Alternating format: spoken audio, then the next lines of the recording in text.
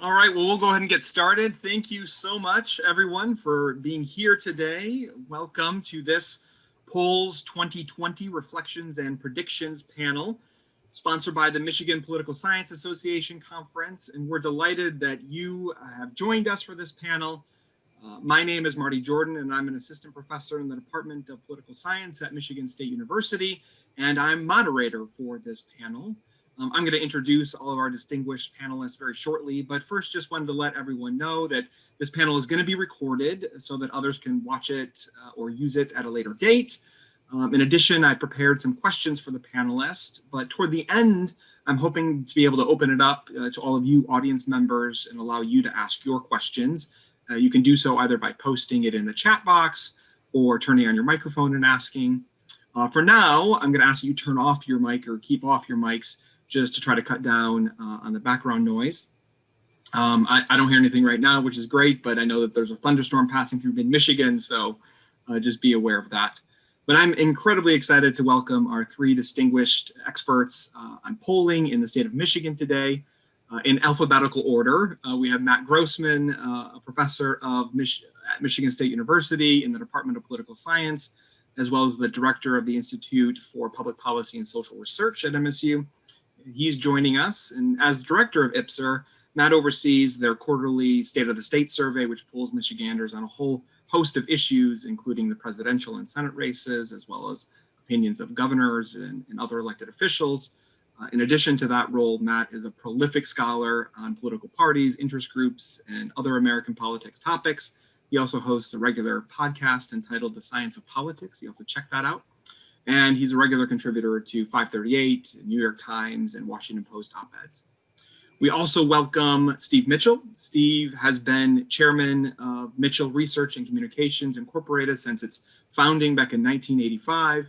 And he's worked in more than 40 states for corporate media, governmental association clients, and political clients, including governors and senators, members of Congress, state legislators, et cetera, et cetera. Steve has also served as an analyst and pollster for NBC, ABC, Fox News, the Washington Post, Detroit News, Detroit Free Press, among many, many other outlets. He's also an accredited public relations professional and sits on a whole host of boards and committees around the state. He earned his bachelor's degree in political science and history from Northern Michigan University. And last, but certainly not least, we're glad to have Bernie Porn on our panel. Bernie is a partner and the president of EPIC MRA. He brings more than 3 decades of experience to the panel, writing and analyzing survey research questions by his firm for his clients. And he's also looked to by members of the media, academy, others for commentary on the wide spectrum of topics that his firm pulls on. And before forming EPIC MRA, he was a staff member in the Michigan House of Representatives for about 19 years and served as director of communications from 1990 to 92. And he's worked extensively on congressional redistricting and legislative redistricting. And he graduated from Aquinas College in Grand Rapids, majoring in urban affairs and statistics. So thank you again to all 3 of you for being here today. I really, really appreciate it. To get us started, the last presidential debate was last night. I don't know if any of you watched it or have read the coverage of the event, but any comments on who you think won the debate, whether it'll sort of move the needle toward one candidate or the other, or if either candidate did any damage to their chances?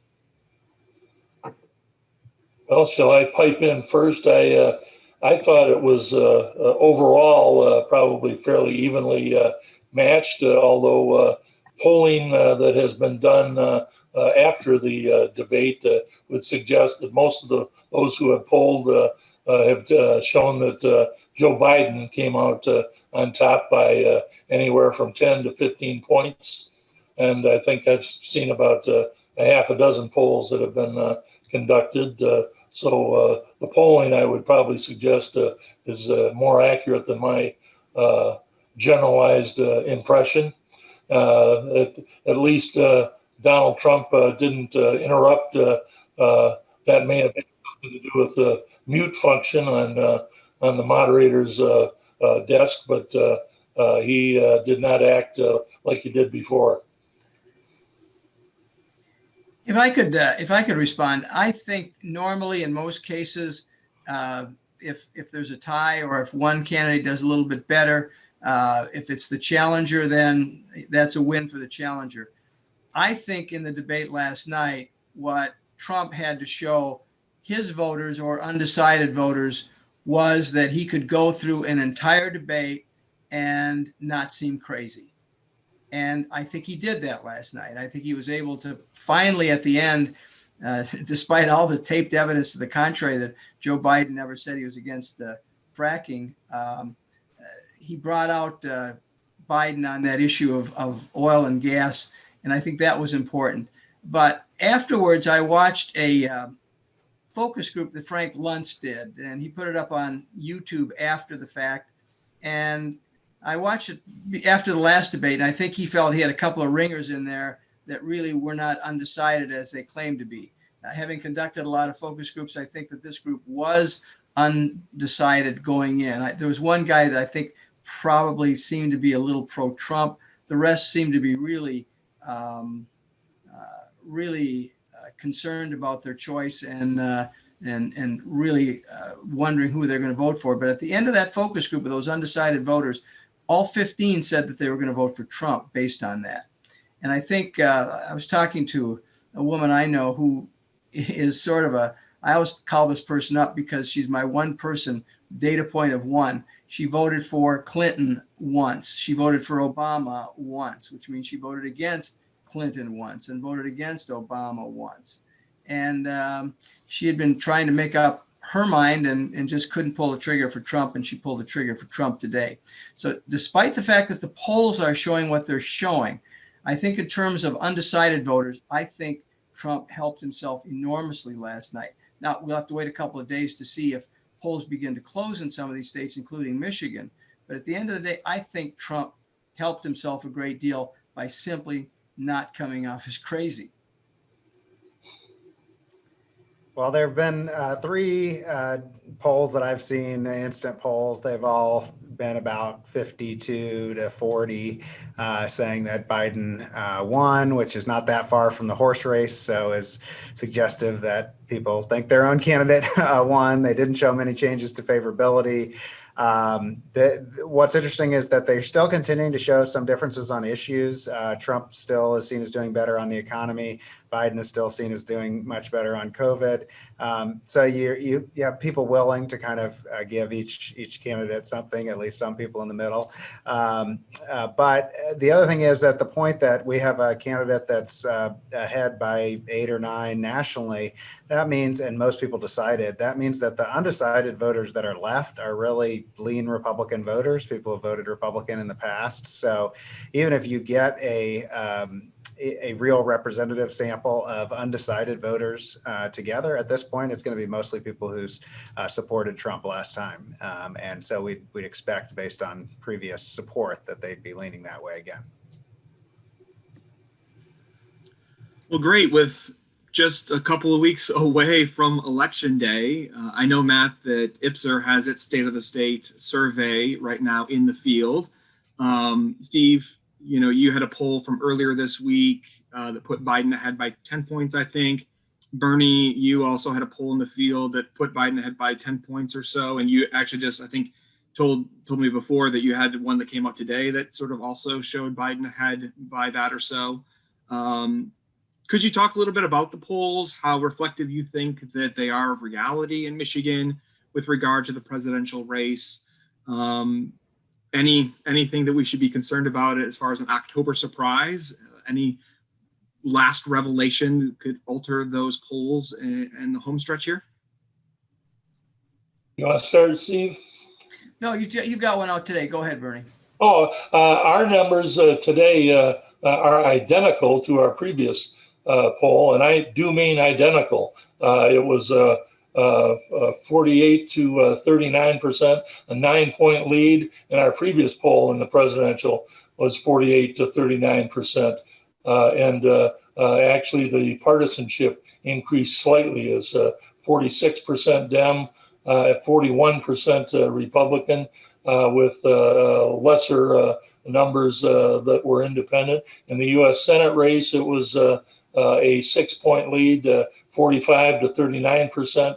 And that is two in a row that were the same percentage. And the previous one before these two, it was a 48 to 40% lead, and it was a 4-point lead in the U.S. Senate race. So it's all been very, very stable. And I've noticed that there is, looking at 538, there has been an increasing number of polls that are showing it in the 10 to 12-point range. Fox News just came out with one that I think is a 12-point lead and a 9-point lead, as I recall, in the U.S. Senate race. And I'm not surprised that the lead is increasing slightly in the U.S. Senate race because the attack ads on TV have caused James's unfavorables to now go from slightly more favorable than unfavorable to underwater, more unfavorable than favorable. And also Peters has dropped in terms of his favorability, but is still positive in terms of favorable over unfavorable at about 43 to 30%. And so those are the things that are, I think, most noticeable. And interestingly enough, among those few who remain undecided, one thing that I think may give some indication of how the undecided voters may swing. There are many of them that are leaning Republican. However, on one key issue, we asked about mask wearing, and 63% statewide said that they would support a national mask wearing requirement. But among those who are undecided in the presidential election race, 76% said that they would support a national mask wearing requirement. And we had a poll out we did on Sunday night that had Biden up 51 to 41 by 10 points. Pretty consistent with where Bernie was and where other pollsters have been on the race so far. We also had the Senate race at 6 points, 49 to 43. So pretty consistent with that. We're going to go back in again on Sunday night and then again on Thursday night to see at the end of the day whether or not the debate had any impact on it, where the late closes are doing. There's not a lot of late closers out there right now, but it certainly looks as though Biden is on a trajectory to win both Michigan as well as the presidency this time. The last major event that could change results was, of course, the debate last night, and now we just have to see whether or not Trump's performance, which, as the polling shows, indicated that in the polls he did not fare as well as Biden. The question is whether or not, as people begin to talk about it afterwards, what they're saying to one another, and we won't know that for a couple of more days. So at this point, it certainly looks as though Biden is in the driver's seat, and there's no major ability for Trump to change the scenario as we move forward over the last 10 days. And the panel surveys have been surprisingly stable. I mean, we're talking about one or two people in a survey switching from Biden to Trump or vice versa. And, basically polls changing a bit from undecideds or undecideds making up their mind. And that's over a year. So it's been fairly stable. It's also been fairly stable that Peters is underperforming Biden in Michigan, but probably not by enough to lose. So I think we've seen a lot of stability. The other big difference is we have fewer third-party voters than last time. We have fewer undecided voters than last time, and so there's just fewer people to be making up their mind. And whereas people hated both candidates last time, they had historically low favorability. Trump's favorability has increased a little bit, and Biden's is way better than Hillary Clinton at this point. Well, you all know that there was sort of widespread criticism of state polls in 2016 in that many either didn't capture the close race between Clinton and Trump in the last weeks of the election, or that the state polls didn't necessarily weight responses by education, which has sort of become this new factor distinguishing between partisan preferences. how have your polling organizations addressed those concerns either in 2018 or in 2020? And can you sort of speak to any changes that were made in addressing some of those current concerns from 2016? Biggest thing from our standpoint is that we were able to use the 2016 turnout as a template for stratification. And I know that there's a lot of pollsters that say that they are now reweighting education to try and get it to make sure that they have a majority without a college education, sometimes nationally up to 60%. And we have not had to do that because in the manner in which we do our sampling and pull the sample, we end up with roughly an average of 55% that are without a college education anyways in terms of our sampling. So we have not felt the need to reweight based on education. And when we look back at 2016, there was like an 11-point lead, and then Hillary Clinton had her 9/11 health scare where she was viewed having difficulty getting into the car. She dropped down to only a 3-point lead, which told me that there is the potential for a quick erosion in her support. She went back up to an 11-point lead during the debates. And then after the WikiLeaks revelations, she dropped down to a 7-point lead. And then with 1 week to go, she dropped down to a 4-point lead after the Comey letter. And given the trend line, we assumed it was going to be a very close election. And while we're looking at Joe Biden in the 50% range, Hillary Clinton was only, in our last poll, 42 to 38% with a huge undecided, slightly more than half of which went to Trump, and not enough African Americans and Democrats turned out. And we also did a recent analysis of our voter database, and we found that there were 620,000 voters who participated in the 2012 election who did not vote in 2016, including about 58,000 voters in the city of Detroit.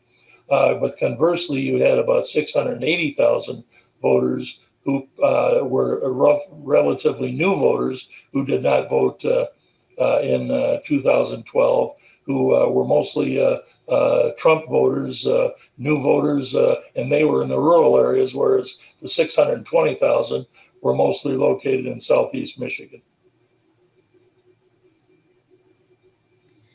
There's no doubt education does have a factor, and you've got to look at it to make sure that you don't over survey college graduates, especially those with a master's degree plus, because they are the most heavily Democratic of the voters as you slice it by education. You got almost 2/3 of those. So if you have more than about 10% of your sample from master's plus, then you're heavily weighting it towards the Democratic candidate, both for the U.S. Senate as well as for the presidency. So it is a factor. You've got to watch it and make sure that that you don't run into that problem, because it will distort it. What we're seeing this year, the problem that Trump has is that the voters that were for him last time, the lesser educated voters, are not necessarily for him now. What a lot of people forget about 2016 is that, in fact, Trump won Michigan among all college graduates. Trump won Michigan among white women. He almost won Michigan, came within a point of winning Michigan among white women college graduates. So college graduates are not the problem as you weight the data, but rather those with a master's plus, because then you get into that group, and they're very, very heavily Democratic. So it is an issue you got to take a look at. You've got to always, in today's world, to take a look at and to make sure that you don't have any anomalies that are disconcerting that could cause the numbers to be off. And one of those that you have to take a look at is obviously education, and we do. So we released both education weighted and our old way to compare, and there is some difference, but it didn't account for anywhere near the polling difference from the final outcome in 2016. We also do an online survey panel now, in addition to the phone surveys, and there are some differences, but they're mostly to do with mode rather than with the top line. Two quick. Oh, you've disabled my screen sharing. I was going to show two quick.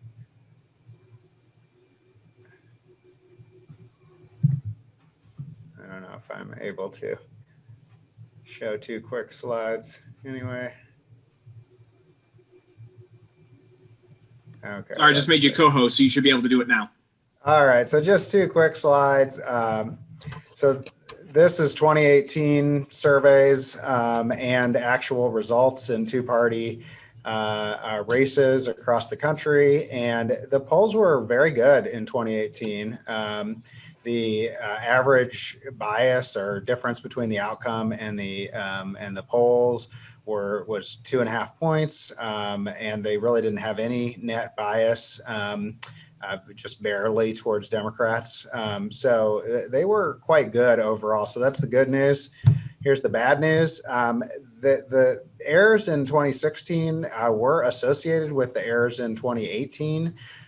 So the states where we had the big errors in 2016, we also had larger errors in 2018. That's not true of Michigan. We did not have as much bias in 2018. So these are, where states where the polls overestimated Democrats in both 2016 and 2018. These are states where they underestimated Democrats in both years. And you can see there's sort of a relationship with state partisanship. That doesn't necessarily mean that the polls were off. That could just be that undecided voters tend to break towards their state partisanship at the end of the race. So I think the good news is polls weren't off that bad. The bad news is it's not necessarily clear that the same things that affected us in 2016 aren't still affecting us.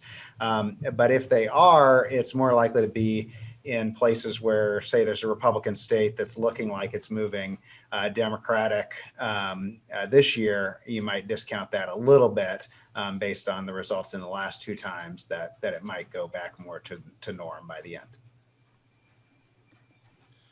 One of the big topics right now has been a conversation about voter turnout. I think about 1.5 million voters in Michigan have already cast their ballot, if not more. Matt's and my colleague, Corey Smith, he's estimated, sort of using predictive algorithms, that around 5.85 million Michiganders are going to cast a ballot this election, which would be sort of the largest turnout since the early 1960s. And then immediately disclaimed his projection. Right. Was sort of also surprised by them, right? Thoughts and reactions to that? Is it going to be as high of a turnout as Corey thinks or that others think based upon sort of the early numbers? Does that bode well for the Democrats, bode well for the Republicans? Thoughts and reactions? Prior to that, the largest turnout in recent decades, I think, was probably the 2008, where it was slightly over 5 million. And then it was in the 4.7, I think, range, 4.5 in 2012.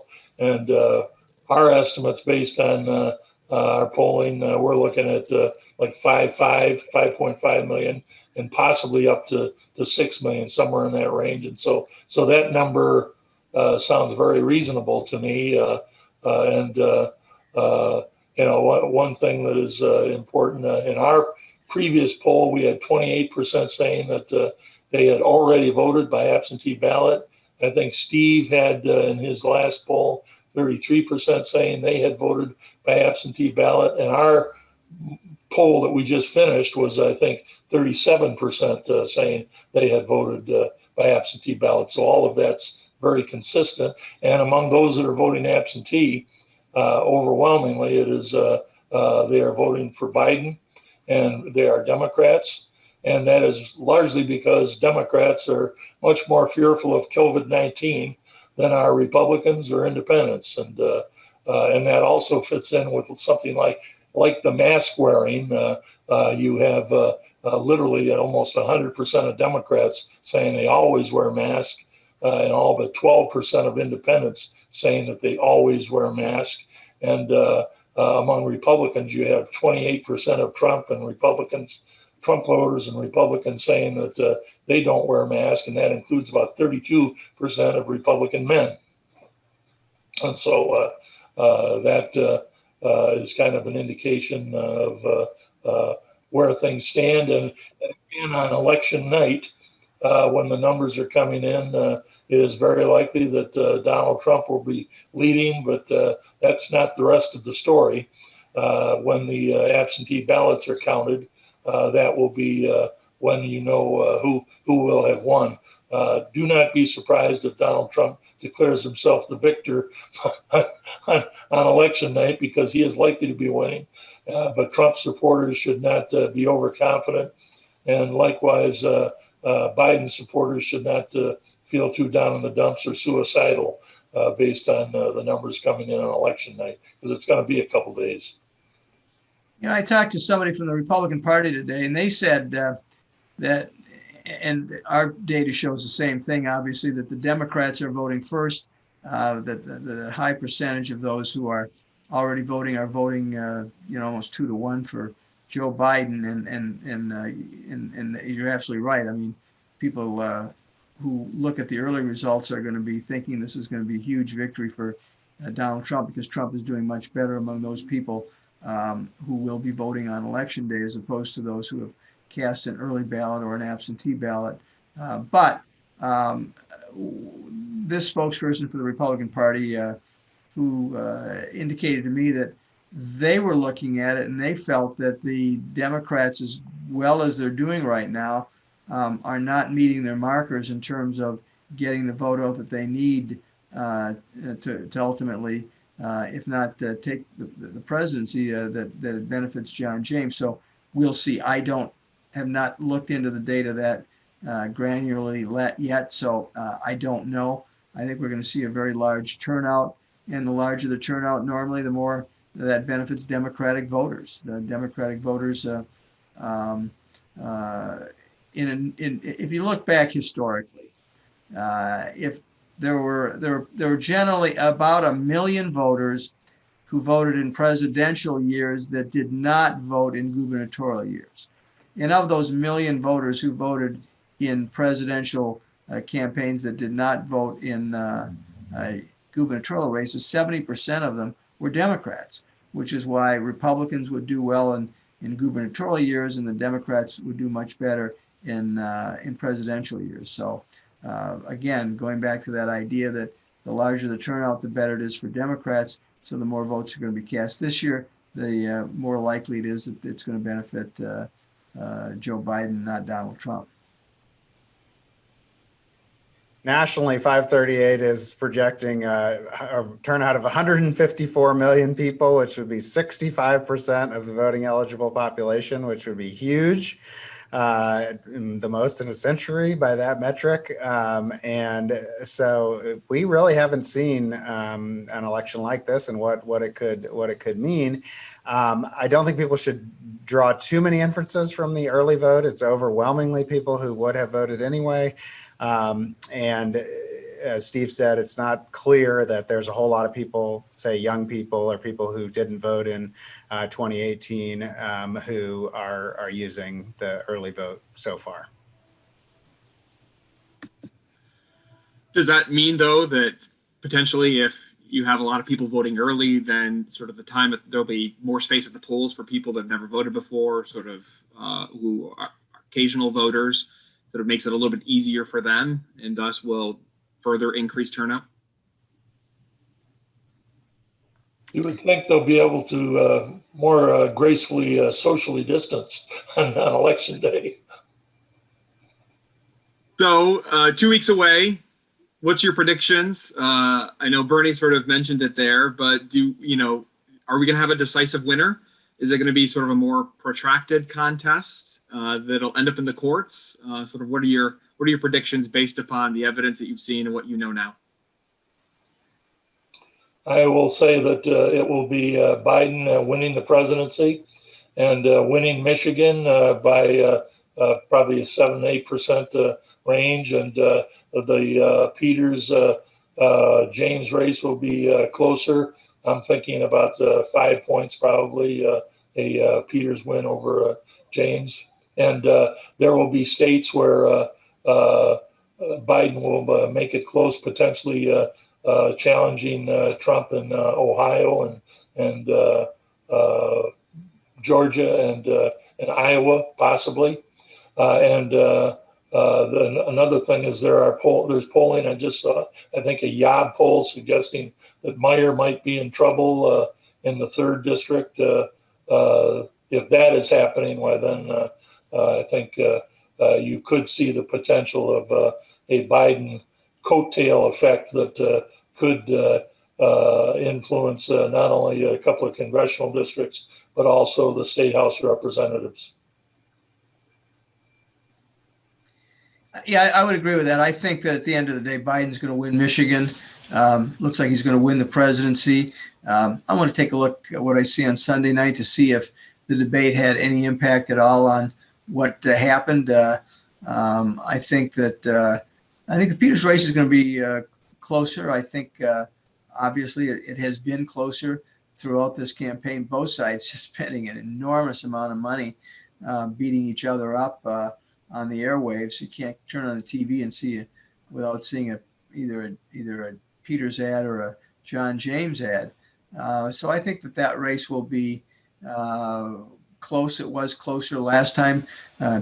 John James did much better than Bill Schuette did by 2 or 3 points. I suspect that's the case here. If Trump, for some reason, could move it within 4 points, then I think Peters could win. But if Trump can't do that, then I think that John James won't be able to win as well either.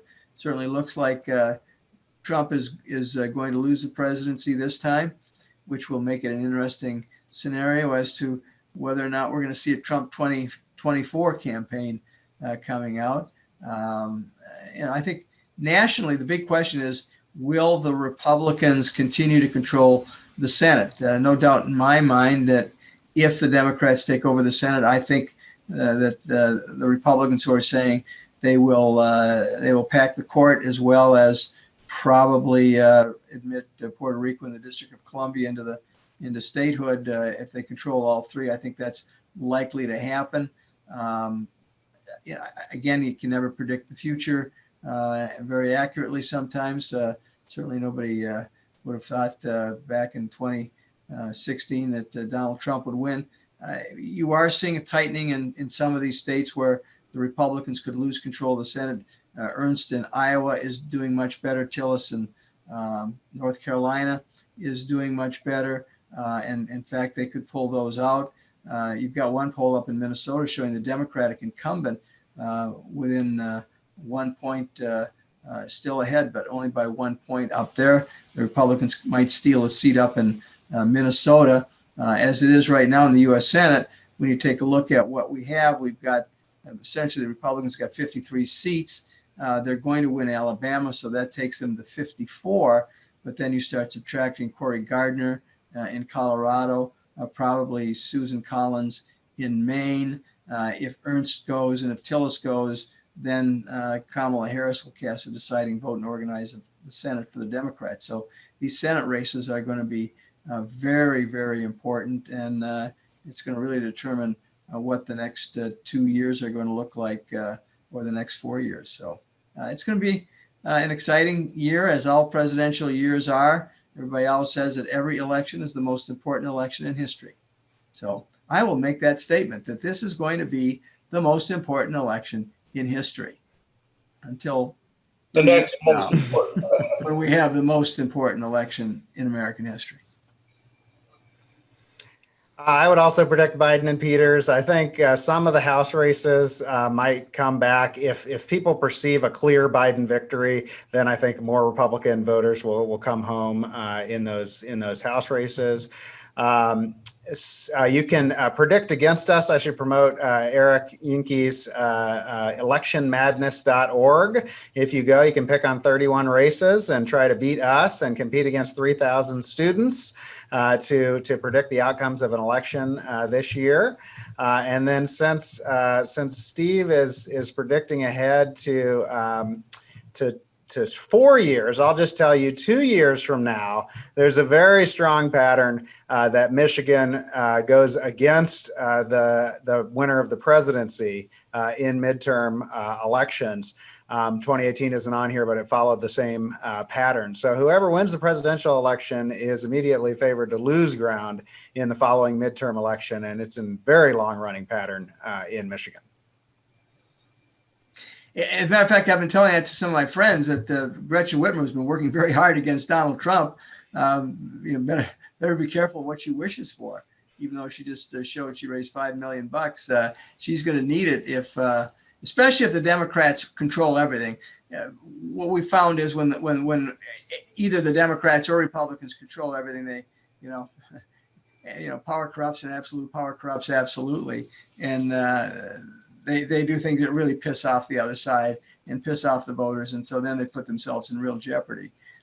Witness Obama after his first 2 years when he controlled everything. In 2010, in comes Snyder, and in comes the House and the Senate going to the Republicans. So in Washington. So you got to be careful of what you wish for in politics.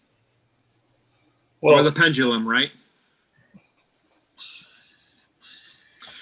Any comments on whether or not Democrats take the Michigan State House? Any thoughts there?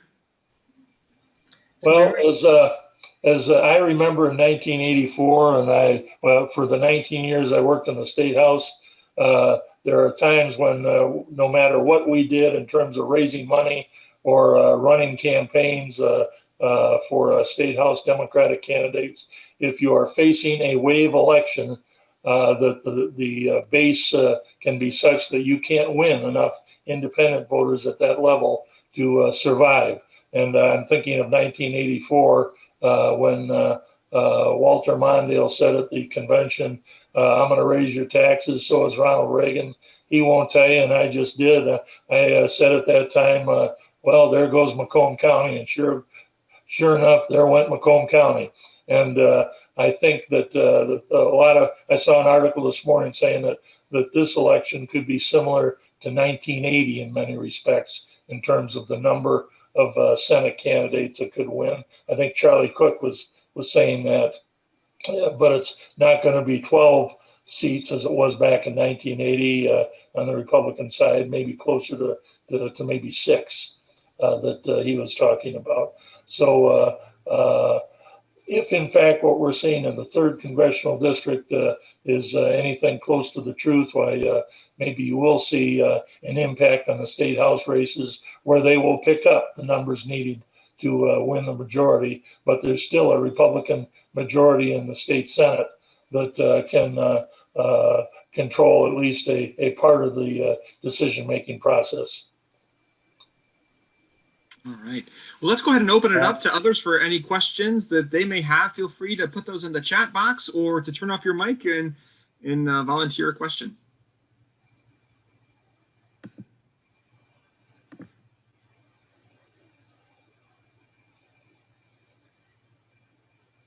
Marty, I have a question for our distinguished panelists. Some of us that are in the classroom talking to students about things like public opinion polls and whatnot, I think we face increasing skepticism from our students. But I wonder if you could just share, without necessarily revealing any trade secrets, share with us a little bit about some of the challenges that you encounter in trying to find out what it is that people think, and maybe how some of that has changed over the last however many years to affect the way that you do your jobs and the challenges it presents to you as you do your jobs. Steve, you want to go first? Sure. I mean, obviously the big challenge is cell phones. That poses a real problem. I look back to the days in the late 80s, early 90s when we could do survey after survey statewide You take a look, the crosstabs that come out almost identical every time in terms of religion, in terms of gender, in terms of everything. They just, oh, boom, okay, there they are. Oh, look, we're 1% off as opposed to Catholics versus Protestant. Now you've got cell phones and the difficulty of getting it. Costs twice as much money to get a cell phone completed call than it does a landline completed call. It's one of the few things in this world that's become more expensive as opposed to less expensive. And because you're not getting everybody exactly where they are at home, and because cell phones, you can have your 248 number from Oakland County and be living in the Upper Peninsula, or your 906 number and living in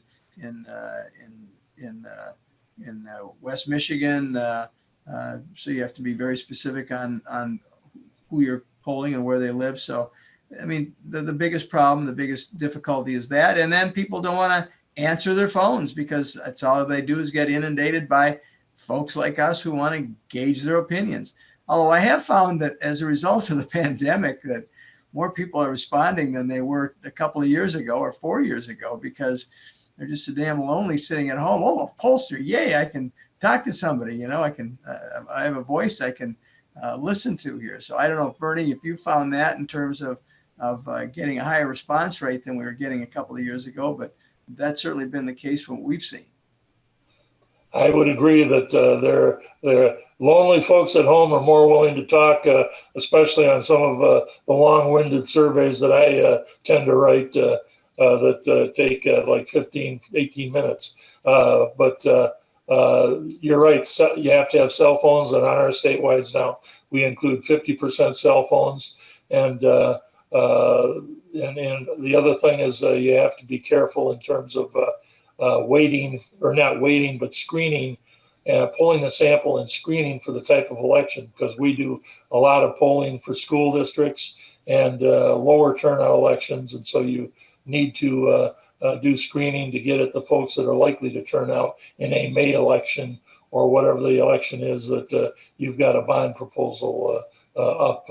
And that's different than general elections for the political stuff. And the stuff that we are doing and the coverage we get right now, that's only a small part of the polling that we normally do. We've done more than like 150 school districts and ISDs and many community colleges, testing millage and bond proposals, as well as consolidation of school districts. And we have found those to be very accurate in terms of advising clients. And so the notion that polling is not accurate, I think pollsters got a bad rap in 2016 because it was accurate nationwide. There were a few pollsters in some of the states that were not as accurate as they should have been. But we were quite happy with the polling we did, even though you had a huge undecided vote then. And the other thing is that Joe Biden is not Hillary Clinton, and his numbers, Biden's numbers, are much stronger in terms of favorability numbers than what we had with Hillary. And I think that Donald Trump is probably the only human being on this planet that Hillary could have had a chance of defeating in 2016. And had she run against Kasich, I think that it would have been a 25-point Kasich win, or any of the other candidates that had been competing for the Republican nomination, with the exception of Jeb Bush. He probably would have been a closer race. But in terms of polling, a lot of things that are done in terms of just community satisfaction polls that can be done just like marketing polls for whether or not people want to buy a Ford or a Chevy or whatever it is.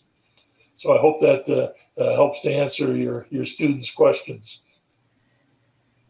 For phone surveys, obviously low response rates are a big issue, and there's some evidence that people who have low social trust are less likely to respond to surveys, and they may have been more likely to support Donald Trump. So that is a continued worry.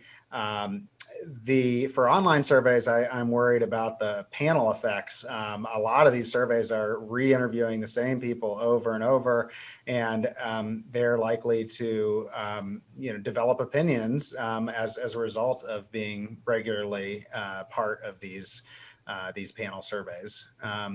One quick thing, I wanted to go back to the legislature real quick, if I could, because I wanted to reinforce Bernie's point there that this is your vote for the state House of Representatives, and the dark line is the association with whether you like whether you think the state legislature is doing a good job, and you're slightly more likely to support the party in control of the state legislature. Goes from 50 to 60% if you strongly disapprove versus strongly approve the state legislature. This is presidential approval.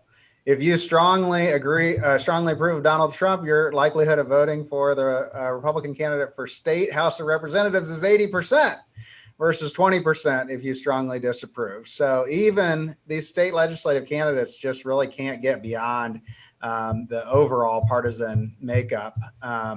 And that's producing some interesting patterns. This is just one analysis of what districts are under potential toss-ups or leans, but you can see these very outer parts of Oakland County districts are where the battle for control of the House is now, and that is sort of a surprise from a long time perspective, and it'll be interesting to see if that ends up happening. Interesting stuff. Yeah, thanks for sharing that, Matt. Mike asks, is there any polling data concerning the ballot proposals? I haven't done anything. Have you, Bernie? No, we haven't. They're both going to pass. Yeah. There's been very little spending or interest group organizing on them. If anybody wants to, in the few days that are remaining, if anybody wants to pay us to do that, we'd be more than happy to entertain such a notion. You're happy to cash the check? Yes. Deborah asks, have you collected any data on whether voters are concerned about in-person voting because of COVID, or concerned about voter fraud for absentee voting as it may affect turnout? Republicans are concerned about voter fraud because Donald Trump tells them to be.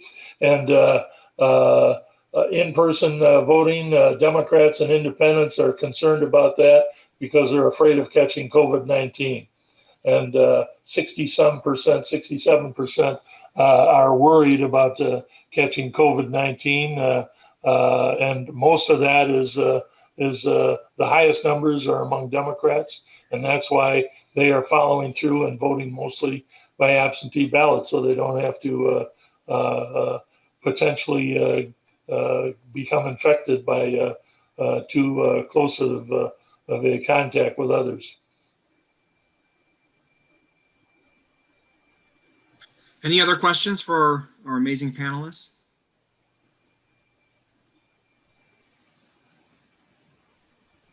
Looks like there's one other in the chat. Maybe. Oh, is there any data on the impact of the Whitmer kidnap plot, or her popularity, unpopularity, or future prospects?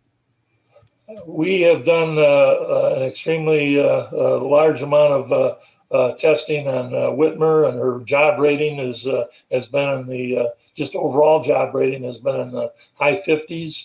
Her rating on handling the coronavirus was in the 60s. And that is why it is amazing to me that President Trump was attacking Whitmer, who was underwater by just about an equal amount, or if not more, than her. And that made about as much sense to me as him attacking Fauci, because Fauci's numbers in terms of trust about a potential vaccine or trust for discussions about COVID-19 are much higher than the president. And so he keeps picking fights with someone that his advisors should tell him, don't do that. As we know, he never listens to anyone, however. This is true. I would not want to be an advisor to President Trump.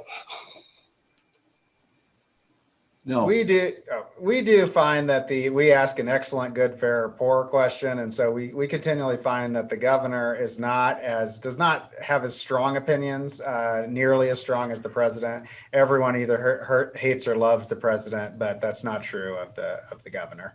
A lot of people just give her good ratings. True. Yeah, and I didn't do, but I saw one poll where she had a 58% job approval, but only a 51% favorable, which indicates they approved the job that she was doing, but didn't like her as much as they approved of the job she was doing. So I thought that was an interesting number. We normally just do job approval because you've got a lot of questions on a survey. So you've got to figure out where you're going to cut them. Yeah. A similar thing was back in 1990. I remember having a discussion with then Governor Blanchard down in New Orleans at a cocktail party, and told him I was concerned about his election because he was not, in terms of favorability rating, he was not getting double digits in terms of very favorable, or for that matter, an excellent rating in terms of his job rating. And he kind of dismissed it and said that his pollster, I think, who is Tubby Hairston, he says, Tubby says I'm going to be fine. Well, it says we are worried about the potential. Do not underestimate John Engler. And he said, oh, I think I can handle that. Well, he didn't. Yeah, that always comes down to the question: is, are they going to vote for you because they like you, or because are they going to vote for you because they approve the job that you're doing? And that's one of those issues that pollsters always talk about. Any last question?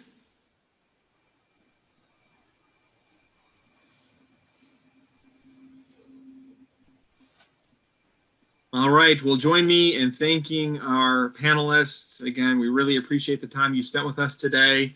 Thank you, Matt. Thank you, Bernie. Thank you, Steve. I appreciate your expertise and spending the time that you did with us. Yeah, we'll see you in 4 years, everybody. Indeed. God, we're all here, Bernie. What? I'm sorry. Go ahead, Bernie. I said, everyone take care and be safe.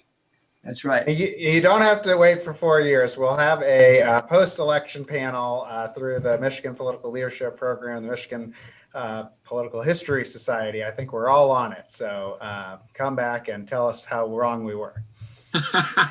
Excellent. And thank you to the Michigan Political Science Association Conference for hosting this panel. And we always have an in-person conference every year and have been doing so for the last 50 plus years. This is our first virtual conference. So thanks to all the organizers that helped make it happen. As a matter of fact, I used to come to this all the time with my old buddy, John W. Smith, who was at Henry Ford Community College for a long time, and who was my professor at Northern Michigan University when I was in school. So we remained friends until John died earlier this year. So if you're unaware of that, John passed away. Take care, everybody. Thanks, Steve. Thanks, Bernie. Thanks, Matt. You're welcome. Bye-bye.